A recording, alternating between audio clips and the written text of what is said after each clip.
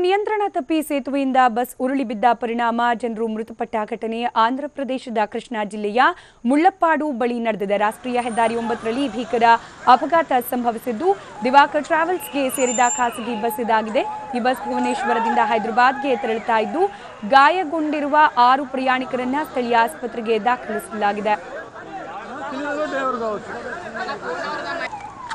ದೃಶ್ಯದಲ್ಲಿ ಗಮನಿಸ್ತಾ ಇದ್ರಿ ಯಾವ ರೀತಿ ಸೇತುವೆಯಿಂದ ಕೆಳಗೆ ಬಸ್ ಬಿದ್ದಿದೆ ಅಂತ ಹೇಳಿ. ಒಂದು ಅವಘಡ ಕೃಷ್ಣಾ ಜಿಲ್ಲೆಯಲ್ಲಿ ನಡೆದಿರೋದು. ಸೇತುವೆಯಿಂದ ಉರುಳಿ ಬಿದ್ದ ಪರಿಣಾಮ ಸಾಕಷ್ಟು ಮಂದಿ 11 ಮಂದಿ ಸಾವನ್ನಪ್ಪಿದ್ದಾರೆ ಅನ್ನೋ ಮಾಹಿತಿ ಕೂಡ ಲಭ್ಯವಾಗ್ತಾ ಇದೆ. ರಾಷ್ಟ್ರೀಯ ಹೆದ್ದಾರಿ 9ರಲ್ಲಿ ಒಂದು ಭೀಕರ ಅವಘಡ ಸಂಭವಿಸಿದೆ.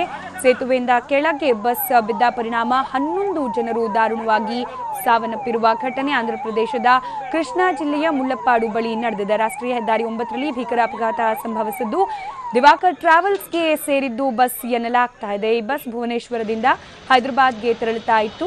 ಇನ್ನು ಗಾಯಗೊಂಡಿರುವ 6 ಪ್ರಯಾಣಿಕರನ್ನ ಸ್ಥಳೀಯ ಆಸ್ಪತ್ರೆಗೆ ದಾಖಲಿಸಲಾಗಿದೆ. ಬಗ್ಗೆ ಮತ್ತಷ್ಟು ಡೀಟೇಲ್ಸ್ ಕೊಡ್ತಾರೆ ನಮ್ಮ ಪ್ರತಿನಿಧಿ ರಹಮತ್. ಈ ಅವಘಡಕ್ಕೆ ಏನ್ ಕಾರಣ ಅನ್ನೋ ಬಗ್ಗೆ ಏನಾದರೂ ಸ್ಪಷ್ಟನೆ ಲಭ್ಯವಾಗ್ತಾ ಇದೆಯಾ? ಜೊತೆಗೆ ಸಾವನ್ನಪ್ಪಿದವರ ಸಂಖ್ಯೆ ಏನಾದರೂ ಏರಿಕೆ ಆಗೋ ಸಾಧ್ಯತೆ ಇದೆಯಾ? ಹಾಗೆ ಗಾಯಗೊಂಡವರ ಪರಿಸ್ಥಿತಿ ಹೇಗಿದೆ? ಸ್ಮಿತಾ, ಜಬ್ಬಾರ್ ಬಸ್ ದುರಂತ ಆದ ಬಳಿಕ ಅತ್ಯಂತ ಘನಘೋರ ರೀತಿಯಲ್ಲಿ ಅದು ಬೆಂಕಿ ಹತ್ತಿಕೊಳ್ಳುವ ಮೂಲಕ ಇಡೀ ಪ್ರಯಾಣಿಕರೆಲ್ಲ ಮೃತಪಟ್ಟಿದ್ರು. ಸೊ ಸೇಮ್ ಟ್ರಾವೆಲ್ಸ್ ಅಂತಂದ್ರೆ ಇದು ದಿವಾಕರ್ ಟ್ರಾವೆಲ್ಸ್, ಅದೇ ಓನರ್ಶಿಪ್ ನಲ್ಲಿರುವಂತಹ ಈ ಟ್ರಾವೆಲ್ಸ್ ಭುವನೇಶ್ವರದಿಂದ ಹೈದರಾಬಾದ್ಗೆ ಬರುವಂತಹ ರಸ್ತೆ ಮಧ್ಯದಲ್ಲಿ, ಅಂದ್ರೆ ಕೃಷ್ಣಾ ಜಿಲ್ಲೆಯ ಮುಳ್ಳಪ್ಪಾಡು ಗ್ರಾಮದ ಬಳಿ ಇರುವಂತಹ ಒಂದು ಚಿಕ್ಕ ಸೇತುವೆ ಇಲ್ಲಿ ಕೆಳಗಡೆ ಬಿದ್ದು, ಅಂದ್ರೆ ಸುಮಾರು 8 ರಿಂದ 10 ಅಡಿ ಆಳಕ್ಕೆ ಕುಸಿದು ಬಿದ್ದು ಇವತ್ತು ಬೆಳಗಿನ ಜಾವ ಸರಿಸುಮಾರು ಒಂದು 7 ರಿಂದ 8 ಗಂಟೆ ಒಳಗಡೆ ಈ ಒಂದು ಅವಘಡ ಸಂಭವಿಸಿದೆ ಅಂತ ಹೇಳಲಾಗ್ತಾ ಇದೆ. ಈ ಒಂದು ಪ್ರಮಾದಕ್ಕೆ ಪ್ರಾಥಮಿಕವಾಗಿ ಡ್ರೈವರ್ನ ಒಂದು ನಿದ್ದೆ ಮತ್ತೆ ಕಾರಣ ಅಂತ ಹೇಳಿ ಪೊಲೀಸರು ಹೇಳ್ತಾ ಇದ್ದಾರೆ. ಹಾಗೇನೆ ಅದ್ರ ಒಳ್ಳೆ ಪ್ರಯಾಣ ಮಾಡ್ತಾ ಇರುವಂತಹ ಪ್ರಯಾಣಿಕರು ಕೂಡ ಹೇಳ್ತಾ ಇರುವಂತದ್ದು.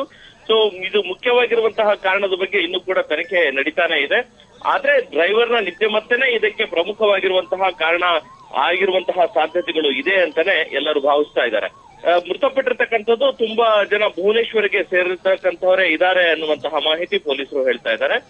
NH ರಾಷ್ಟ್ರೀಯ ಹೆದ್ದಾರಿ 9ರಲ್ಲಿ ಈ ಒಂದು ಘನಘೋರ ರಸ್ತೆ ದುರಂತ ಜರುಗಿರುವಂತಹದ್ದು. ದಿವಾಕರ್ ಟ್ರಾವೆಲ್ಸ್ ಮೇಲೆ ಪೊಲೀಸರು ಕೇಸ್ ಕೂಡ ದಾಖಲು ಮಾಡಿದ್ದಾರೆ. 9 ಮಂದಿ ಮೃತಪಟ್ಟಿರ್ತಕ್ಕಂಥದ್ದು.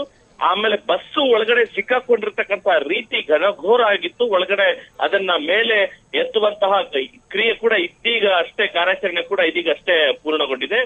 9 ಮೃತದೇಹಗಳ ಪೈಕಿ 1 ಮೃತದೇಹ ಬಸ್ಸಲ್ಲಿ ಅಡ್ಡಲಾಗಿ ಸಿಕ್ಕಾಕೊಂಡಿತ್ತು. ಆ ಮೃತದೇಹವನ್ನ ಅನಿವಾರ್ಯವಾಗಿ ಕಟ್ಟರಿಂದ ಕೊಯ್ದು ತೆಗಿಬೇಕಾಗಿರುವಂತಹ ದುಸ್ಥಿತಿ ಎದುರಾಗಿತ್ತು. ಸೊ ಆ ಒಂದು ಪರಿಸ್ಥಿತಿಯಲ್ಲಿ ಇತರೆ ಪ್ರಯಾಣಿಕರಾಗಿರ್ಬೋದು, ಮತ್ತೆ ಅಲ್ಲಿ ನೆರೆದಿರುವಂತಹ ಗ್ರಾಮಸ್ಥರು ಆ ಒಂದು ದೃಶ್ಯ ನೋಡೋಕೆ ಆಗದೆ ಇರುವಂತಹ ಒಂದು ಪರಿಸ್ಥಿತಿ, ಎಂತ ಕಲ್ಲು ಹೃದಯ ಕೂಡ ಕರಗುವಂತಹ ಪರಿಸ್ಥಿತಿ.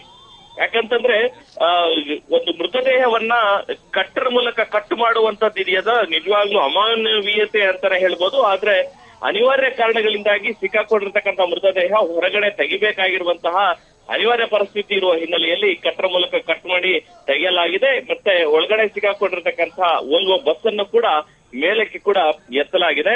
ಇದರಲ್ಲಿ ಸರಿಸುಮಾರು 15 ಜನಕ್ಕೆ ಗಾಯಗಳಾಗಿದೆ. ಅದರಲ್ಲಿ 4 ಜನರ ಪರಿಸ್ಥಿತಿ ತುಂಬಾನೇ ವಿಷಮ ಇದೆ. ಅವರಿಗೆ ವಿಜಯವಾಡದ ಖಾಸಗಿ ಆಸ್ಪತ್ರೆಯಲ್ಲಿ ದಾಖಲು ಮಾಡಲಾಗಿದೆ. ಆಂಧ್ರ ಖಾಸಗಿ ಆಸ್ಪತ್ರೆಯಲ್ಲಿ ಚಿಕಿತ್ಸೆ ಕೂಡ ಪಡಿತಾ ಇದ್ದಾರೆ. ಸೊ ಈ ಸಾವಿನ ಸಂಖ್ಯೆ ಮತ್ತಷ್ಟು ಜಾಸ್ತಿ ಆಗುವಂತಹ ಸಾಧ್ಯತೆ ಕೂಡ ಹೆಚ್ಚಿದೆ ಸ್ಮಿತಾ. ಇದು ಮುಖ್ಯವಾಗಿರುವಂತಹ ಕಾರಣ ಇಲ್ಲಿವರೆಗೂ ಪೊಲೀಸರ ಒಂದು ಹೇಳಿಕೆ ಪ್ರಕಾರ ಏನಂತಂದ್ರೆ ನಿದ್ದೆ ಮಂಪರ್ನಲ್ಲಿದ್ದ ಡ್ರೈವರು. ಸೊ ಹೀಗಾಗಿನೇ ಈ ಒಂದು ಘೋರ ರಸ್ತೆ ಪ್ರಮಾದ ಜರುಗಿದೆ ಅಂತೇಳಿ ಹೇಳಲಾಗ್ತಾ ಇದೆ. ಧನ್ಯವಾದ ರಹಮತ್ ಮಾಹಿತಿಗಾಗಿ.